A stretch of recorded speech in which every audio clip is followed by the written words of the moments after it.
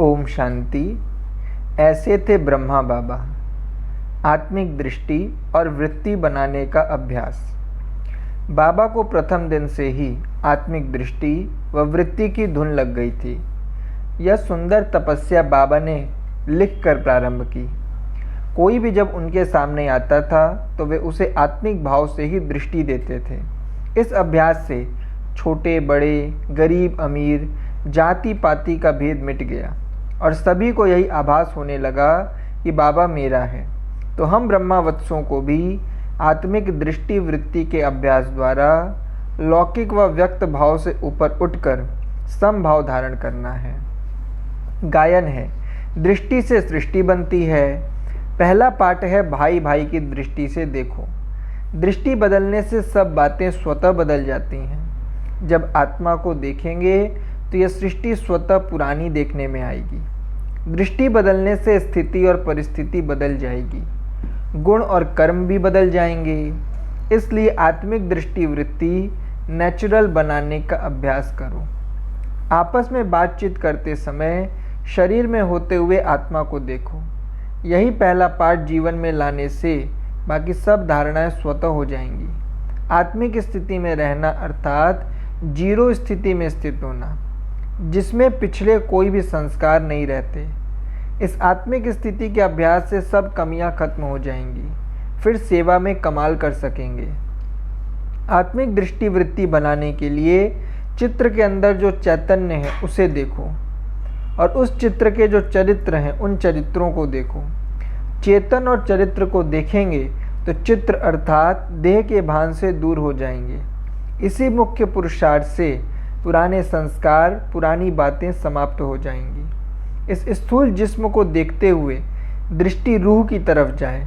जिस्म देखते भी दिखाई न दे, यही है आत्मिक अर्थात रूहानी दृष्टि और वृत्ति का अभ्यास। इस अभ्यास से दृष्टि पवित्र अर्थात शुद्ध हो जाती है, क्योंकि पहले दृष्टि देखती है फिर वृत्ति जाती है। रूहानी दृष्टि अर्थात अपने को और दूसरों को रूह देखना। इसी अभ्यास से ब्रह्मा बाप ने जिस्मानी लौकिक चीज़ों को अलौकिक रूप में परिवर्तन किया। तो फॉलो फादर करो। जैसे पावर हाउस के साथ कनेक्शन जोड़ने के लिए तार को तार के साथ जोड़ते हैं, तार के ऊपर की रबड़ उतार देते हैं, ऐसे परमात्मा पिता के साथ कनेक्शन जोड़ने के लिए यह देह रूपी रबड़ उतारना है, अर्थात अपने को आत्मा समझ इस शरीर के भान से अलग रहना है और औरों को भी शरीर के भान से अलग बनाने की सर्विस करनी है। जब मरजीवा बन गए तो पिछले जीवन की दृष्टि और वृत्ति समाप्त कर मैं आत्मा अशरीरी हूँ यह अभ्यास करो। जहाँ भी देखो, जिसे भी देखो, वह आत्मिक स्वरूप ही दिखाई दे, क्योंकि जो आपकी वृत्ति में होगा वही दृष्टि से दिखाई देगा। यदि वृत्ति देह अभिमान की है, चंचल है, तो दूसरों की दृष्टि वृत्ति भी चंचल होगी। यथार्थ साक्षात्कार नहीं कर सकेंगे। इसलिए अभ्यास करो कि मैं देह नहीं देही हूँ, तो दृष्टि बदल जाएगी। आत्मिक दृष्टि, दिव्य दृष्टि और अलौकिक दृष्टि बनाओ तो दृष्टि और वृत्ति बदलने से यह नैन जादू की डिब्बी बन साक्षात्कार कराने के साधन बन जाएंगे। जब आत्मिक दृष्टि और वृत्ति बनाने के अभ्यास द्वारा अपना आत्मिक स्वरूप स्पष्ट और बहुत समय स्मृति में रहेगा, तब अपना भविष्य वर्षा अथवा अपने भविष्य के संस्कार स्वरूप में सामने आएंगे। जैसे साकार रूप में इसी अभ्यास के कारण सतयुगी संस्कार स्पष्ट स्मृति में रहते थे, ऐसे भविष्य के संस्कार स्पष्ट स्मृति में रहने चाहिए। परंतु यह तब होगा जब अपनी आत्मा का स्वरूप स्पष्ट दिखाई दे, अर्थात अनुभव में आए। निरंतर तपस्वी बनने के लिए मस्तक अर्थात बुद्धि की स्मृति व दृष्टि के सिवाय आत्मिक स्वरूप के और कुछ भी दिखाई न दे, वह स्मृति में न आए। चाहे रजोगुणी व तमोगुणी संस्कार स्वभाव वाली आत्मा हो, आपके पुरुषार्थ में परीक्षा के निमित्त बनी हुई हो, लेकिन हर आत्मा के प्रति सेवा अर्थात कल्याण का संकल्प व भावना उत्पन्न हो। यही है आत्मिक दृष्टि और वृत्ति बनाने का अभ्यास। आप सबका पहला व्रत है आत्म अभिमानी बनने का। तो अमृत वेले से चेक करो कि जो पहला पहला व्रत लिया है उसी प्रमाण चलते हैं। देह को देखते भी आत्मा को देखो तो वृत्ति चंचल हो नहीं सकती। वृत्ति से वायुमंडल बनता है। यदि आपकी वृत्ति श्रेष्ठ है तो वृत्ति के आधार से वायुमंडल को शुद्ध बना सकते हो। आत्मिक दृष्टि और वृत्ति बनाने से दिव्य गुणों का आकर्षण अर्थात इसेंस और आत्मिक स्वरूप स्पष्ट दिखाई देगा।